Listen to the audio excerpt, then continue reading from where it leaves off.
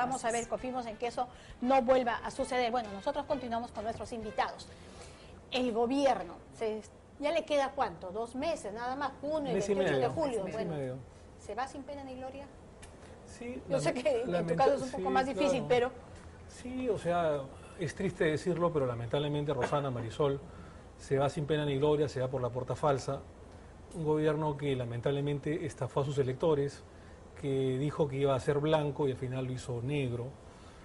Y que salvo los temas que hay que reconocer de inclusión social, que sí respetó los programas sociales que han funcionado, lo demás ha sido prácticamente un desastre, una ausencia de liderazgo, que con eso te resume todo, y un avasallamiento de funciones institucional por parte de la primera dama, y que lo voy a comentar en mi libro, que lo voy a publicar y lo voy a presentar el 15 de julio en el Congreso de la República, un avasallamiento de funciones por parte de la primera dama como nunca se había visto en la institución de la Presidencia de la República. Es decir, el presidente, el jefe de Estado cede para que su esposa, salvo no firmar decretos ni resoluciones, por supuesto, ni presidir Consejo de Ministros, haga lo que le venga en gana, utilizando al jefe de Estado, al presidente de la República, para los designios que tenía la primera dama, ¿no? Pero sobre todo en el tema de seguridad, o sea, digamos, ese fue el tema también en la campaña anterior, y todos esperaban que, tratándose pues de un militar, podría haber hecho un mejor trabajo, Rosana, creó este consejo que lo presidiría y nunca lo presidió. Por eso te digo que todo se resume en el tema de ausencia de liderazgo del jefe de Estado. Porque el tema de seguridad era un tema central, y es un tema central, por supuesto, pero cuando nosotros llegamos a un tema central, porque mucha gente decía claro, Ollantumala, militar, duro, algunos lo tildaban de antisistema, voto por él porque me va a solucionar los problemas de seguridad ciudadana. Y fue todo lo contrario. Si ha habido un gobierno donde más se ha despreocupado o ha fracasado los sistemas de inteligencia, los sistemas de prevención del delito, ha sido en este gobierno, porque ha habido ausencia de liderazgo. Y creo que ese es un tema que el próximo gobierno, sea Keiko, sea PPK, tienen que solucionar.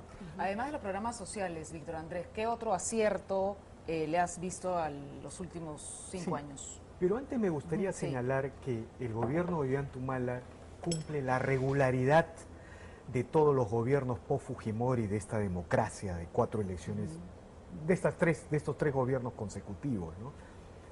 O sea, terminan con una muy baja aprobación política. Pero en los últimos meses, tanto Toledo como García subieron. Vamos, claro, García se fue hasta con 40, sí. Pero digamos, reproducen la regularidad en el sentido de que no tienen viabilidad política en la siguiente elección, ¿no? O sea, pueden, digamos, o sea, esa aprobación se debe más bien al reconocimiento al demócrata, a la gestión demócrata en el caso de Toledo, de García, pero no da para constituirse en un endose de continuidad política. Entonces, los resultados electorales de estos 3 gobiernos son francamente desastrosos. A veces, en el caso del nacionalismo... ¿Los resultados de los 3, dices? No, de los 3, o sea, los 3 gobiernos post. Ok, ¿no? Los resultados electorales. Claro, los 3. No, estoy hablando de los resultados electorales. En el caso, cuidado, y creo que el gobierno de García, el gobierno de Toledo y el gobierno de Humala no lograron avances. Tienen diferencias, pero hay regularidades también. No hay que hacer leña del árbol caído. Yo siempre tengo esa percepción. Pero mira, en ese sentido Humala se parece pues a todos los gobiernos, no tiene herencia política, ¿no? En el caso Humala es más dramático, ni siquiera puede presentarse al proceso electoral, ¿no es cierto? Ahora, el problema de Humala es que, digamos, lideró un programa que en primer lugar ahogó a los mercados. Los mercados son organismos vivos. Los proyectos de inversión se hacen en 1 o 2 años, en el mediano y largo plazo.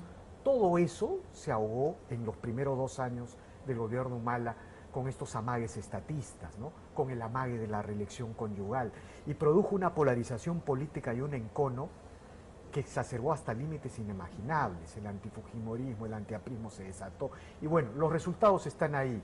Desaceleración económica tiene mucho que ver también con el contexto internacional, un mal contexto internacional para Humala, pero el nivel de la institucionalidad también se ha bajado varios niveles, ¿no? Mira, es impensable lo que ha pasado con 3 gabinetes, si no me equivoco, o no, 2 gabinetes, dos votos de investidura negados, 3 votos de investidura negados, ¿no?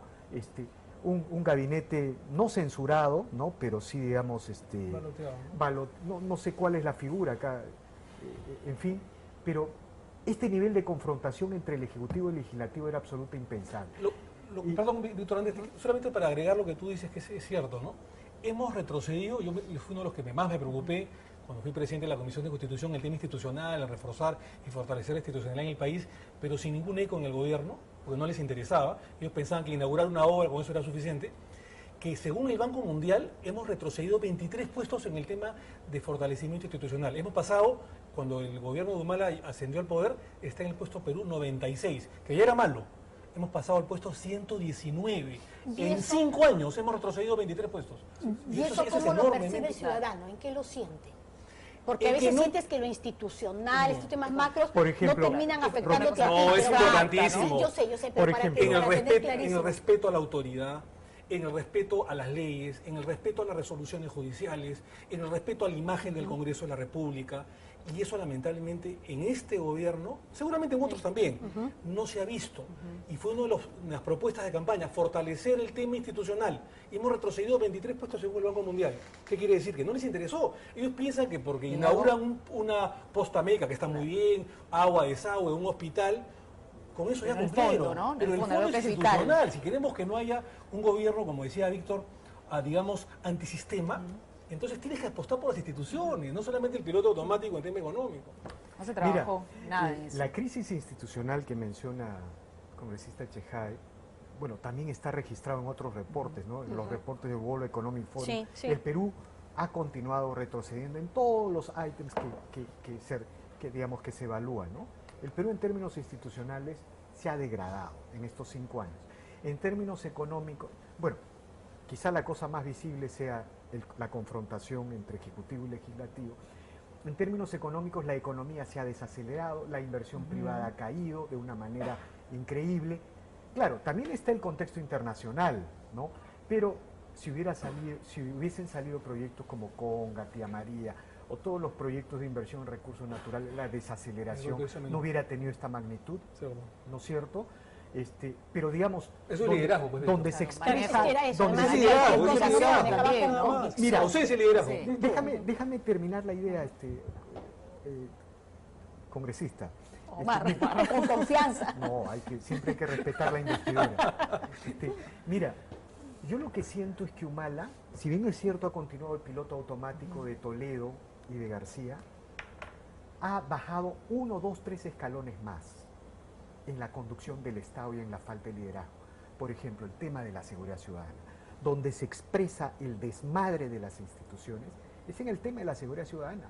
Sí, pues. Con García yo creo, y con Toledo también, que el presidente estaba al frente de las instituciones, de su gabinete, de las coordinaciones con el ministro de Justicia, con el Poder Judicial, con el Ministerio Público. Los ministros no dicen lo mismo, ni Rospigliosi ni Gino pero Costa sentían que había un respaldo fuerte. Ahí. Y la prueba está en que ha ido todo increyendo y ya pues el desborde se ha dado en pero digamos 5 años. Ya, ok, aceptemos esas cosas, ¿ya? Pero en el caso de Toledo, por ejemplo, Kuczynski y sus operadores organizaban un gabinete. Yo he visto en los gabinetes de Humala que el ministro de Justicia discrepa del ministro del Interior sobre determinados asuntos penales y de procedimiento. No, y no me digas el de Milas junto con el ministro del Interior, o sea, ¿no?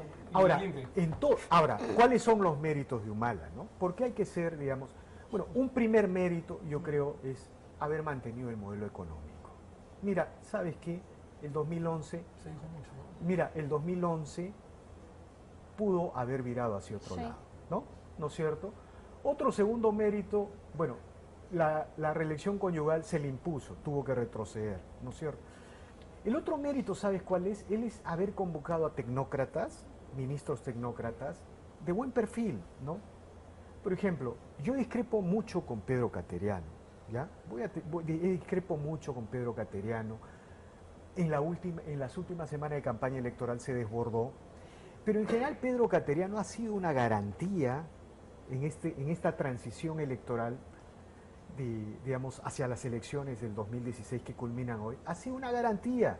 Es un demócrata carta cabal. Yo recuerdo que hubo una tensión muy fuerte en el país con estos errores del jurado electoral, que estaban basados en la aplicación de una ley, y recuerdo cómo Pedro Cateriano, el presidente del Congreso, tuvieron una actuación que con el tiempo los historiadores recordarán, porque es la cuarta elección nacional, y si tú miras la historia del Perú, es una continuidad institucional que hay que recalcar. Y los otros temas que habría que rescatar del nacionalismo, bueno, es el intento de la reforma del servicio civil, me parece, y la educación, ¿no? Pero en intentos se han quedado varios. Y el problema de educación es que el ministro se metió a una visión estatista en el tema de universidades, y digamos que lo que hacía con la mano derecha en la educación pública lo borraba con la izquierda, pero en fin, pero hay cosas también positivas, mira. El país... No, si estás con una lista larguísima. No, claro. No es que quiera quemarte la película. Ahora, lo terrible... Ahora le preguntamos... Lo terrible es que Humala... No, lo terrible es que Humala y Nadine probablemente terminen investigados, procesados. El tema de la corrupción está ahí. Pero digamos, algunos siguiendo tu línea así tan optimista, podría ser como que eso es otra cosa y previo, como dicen ellos, previo al gobierno. Bueno, pero sí, que no se sabe todavía que puede resultar más adelante, digamos, ¿no? Digamos, está el fantasmita, la nube de la Bajato, la Bayato también, ojalá estos 5 años que vengan, mira lo que voy a decir, ojalá terminen con la judicialización de la política. Qué mal, qué terrible es cuando los tribunales y los códigos de procedimiento reemplazan a los objetivos principales de la política. Finalmente, la política se inventó para pactar con el rival. Cuando todos hacíamos guerra con el rival, de alguna manera se inventó la política. Y tú con la política es lo que quieres, es acordar con el adversario. Sí, pero igual no sé, claro, entonces, es que va a depender cuándo es persecución, cuándo es el encontrarte lo que te quieras encontrar y cuándo una investigación real. Pero yo sí creo que es importante que las comisiones del Congreso sí investiguen. O sea, no dejárselo solamente al Poder Judicial, claro, ¿no te parece? O sea, porque... Ahora, yo te quiero contar una anécdota para reforzar lo que dice Víctor Andrés. Yo estoy de acuerdo con él, tal vez el mejor premier ha sido Cateriano, más allá de discrepancias que hay y algún lenguaje un poco tosco que tiene. Pero Cateriano entra no por una genialidad del gobierno, sino por hacerle pelea a la oposición. O sea, si lo hubiera querido hacer, digamos, peor, no hubiera podido. ¿Por qué? Porque los anteriores ministros o primer ministros que fracasaron, digamos, o que no tuvieron tan buena gestión, fue por un pensamiento constructivo, positivo del presidente Humala. Pero Cateriano entra porque se censura, la oposición censura a Ana Jara. Entonces, ¿qué cosa hace Humala? Para confrontar a la oposición, para que se genere un desmadre con la oposición, pone a un ministro como presidente del Consejo de Ministros que es duro, que está peleado con los fujimoristas, con los apristas, con Alan García. Pero y para provocar a la oposición, hace todo lo contrario de lo que la lógica hubiese señalado, es decir, poner a un primer ministro de consenso, y lo pone a Cateriano. Porque si no hubiese pensado como para fastidiar a la oposición, o sea, no porque haya querido consensuar o tener un primer ministro fuerte, no, simplemente para generar más odio y más tensión en el Congreso de la República y en la política peruana, lo pone a Cateriano. Y sin querer le sale su mejor primer ministro, porque si hubiera querido tener un mejor primer ministro, hubiera salido todo lo contrario, probablemente, ¿no? Congresista, permita, ¿sabe? Y eso es muy importante el apunte que hace el congresista. ¿Y saben por qué? Porque yo veía a un Humala y a una pareja presidencial provocando permanentemente en la transición. Como si quisieran que algo sucediera, algo se bloqueara. Desafiar, ¿no? Desafiando. Es bien preciso. Entonces sucede, el azar juega, digamos... Cateriano, que como ministro es un ministro polarizador, entiende su papel, cuando asume la presidencia del Consejo de Ministros, hace las cosas que no se han hecho en mucho tiempo en la política. Llega a visitar a su archirrival Keiko Fujimori, a su archirrival Alan García, y bueno, todavía no medimos, es que las pasiones, los enconos no nos permiten mirar las cosas a la distancia, pero algo le vamos a tener que reconocer al demócrata Cateriano. Bien, a raíz de que conversamos de los porcentajes con los que se retiran los presidentes, o sea, me pasaron el dato, ¿no? Toledo se retira con 33% de aprobación, García con 42%. A la fecha, Ollantumala tiene 17%.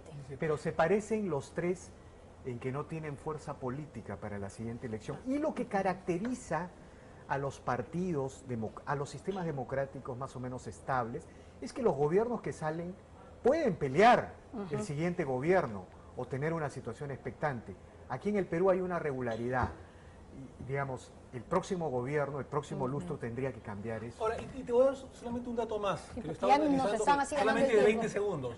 Si gana Keiko, la verdad que ahorita me da perfectamente igual quién gane, lo importante es que los dos se manejen a favor del Perú, que trasciendan políticamente con consenso, pero si ganara Keiko, va a suceder una máxima que se ha venido dando en las últimas 3 elecciones luego de la caída de Fujimori. El 2001 ganó Toledo y Alan García quedó segundo. Y el que quedó segundo, que fue Alan García, ganó el 2006. El 2006 ganó Alan García y Humala quedó segundo. Y el que quedó segundo en el 2006 ganó el 2011. Keiko perdió el 2011 con Humala. Si gana ahora, daría esta máxima, que el que queda segundo en segunda vuelta gana la próxima elección. Vamos a ver qué pasa, si se rompe o no se rompe esa tradición. Así es al revés. Así es al revés, o sea, se acaba que todo Chiqui eso. gana y que Keiko sea para la próxima elección. Bien, Gracias gracias a ustedes por Rosana. estar aquí esta Muchas mañana. gracias.